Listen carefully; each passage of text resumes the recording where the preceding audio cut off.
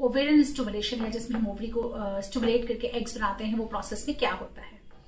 सो इस प्रोसेस में सबसे पहले पीरियड के सेकेंड या थर्ड डे पे एक base line ultrasound, transvaginal ultrasound के लिए आपके डॉक्टर आपको बुलाएंगे। पीरियड के सेकेंड या थर्ड डे पे हम ट्रांसवेजाइनली अल्ट्रासाउंड करके ये देखने की कोशिश करते हैं कि सब कुछ हार्मोनली बैलेंस्ड है या नहीं। दोनों ओवरीज देखी जाती हैं, दोनों ओवरीज में हमें दिख जाता है कि कोई सिस्ट तो नहीं है, बच्चेदानी की परत ठीक है या नहीं। ये सब चीजें हम बेसलाइन अल्ट्रासाउंड सेकेंड डे पे असेस करते हैं।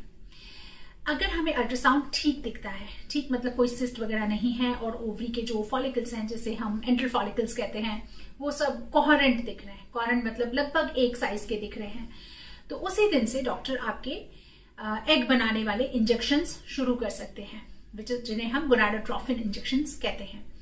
ये तो कहलाता है शॉर्ट प्रोटोकॉल, जिसमें कि आप पीरियड के सेकेंड थर्ड डे आए और अगर डॉक्टर को ठीक लगा तो उन्होंने डायरेक्टली इंजेक्शन शुरू कर दिए। कभी कभी ऐसा हो सकता है कि सेकेंड या थर्ड डे का अल्ट्रासाउंड डॉक्टर को ठीक ना लग रहा हो।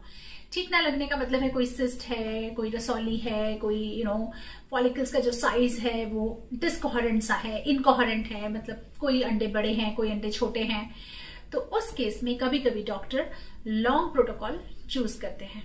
उसका मतलब है कि वो 1 महीना पहले आपके हार्मोन्स को बैलेंस करने के लिए दवाइयां देना प्रेफर करते हैं। यूजली वो दवाई गर्भ निरोधक गोली होती है 21 दिन की। उससे घबराइएगा नहीं। बहुत सारे पेशेंट्स को जब हम देते हैं तो अब तो खैर हम समझा के भेजने लगे हैं, बट पहले पेशेंट्स का बड़े पैनिक में फोन आता था कि मैडम ये तो गर्भ निरोधक गोली है, ये तो बच्चा रोकने की दवाई है। तो मैं ये समझाना चाहूंगी कि एक ही दवाई के बहुत सारे फंक्शन हो सकते हैं। वही गर्भ निरोधक गोली जो गर्भ निरोधक का काम करती है, वही गोली हार्मोन्स को बैलेंस करने का भी काम करती है। तो उससे घबराइएगा नहीं, यूजली डॉक्टर वो आपको देंगे। इसके अलावा कभी कभी वो पीरियड से पहले ही, लगभग पीरियड के 21st डे के आसपास पे आपको बुला के कभी कभी एक छोटा सा इंजेक्शन भी शुरू कर सकते हैं, जिसे हम GnRH एगनिस्ट का इंजेक्शन कहते हैं। इस प्रोटोकॉल को, जिसमें कि 1 महीना पहले से तैयारी शुरू कर दी जाती है, उसे हम अपनी लैंग्वेज में लॉन्ग प्रोटोकॉल बोलते हैं। ठीक है, तो पीरियड के सेकेंड या थर्ड डे पे डॉक्टर ने डिसाइड कर लिया कि लॉन्ग प्रोटोकॉल करना है कि शॉर्ट प्रोटोकॉल करना है। देन पीरियड के सेकेंड या थर्ड डे से इंजेक्शन शुरू होते हैं, जिसे हम गोनाडोट्रोफिन इंजेक्शंस कहते हैं। ठीक है, वो FSH के इंजेक्शंस भी हो सकते हैं और वो HMG के इंजेक्शंस भी हो सकते हैं, और वो कॉम्बिनेशन भी हो सकता है FSH प्लस HMG को मिला के। ये इनके फार्मास्यूटिकल्स नेम मैं आपको बता रही हूँ। बहुत तरह की कंपनी मैन्युफैक्चरिंग में है इंडिया में, थैंकफुली बहुत तरह की कंपनी है जो इंजेक्शंस अवेलेबल हैं। और आपकी डोज वगैरह सब डॉक्टर आपके केस को देख के डिसाइड करते हैं कि किसको किस डोज में वो इंजेक्शंस मिलने हैं। आपके केस के अकॉर्डिंगली वो होते हैं। वो इंजेक्शन पीरियड के सेकेंड या थर्ड डे से शुरू किए जाते हैं। इंजेक्शन सब बहुत आसान होते हैं।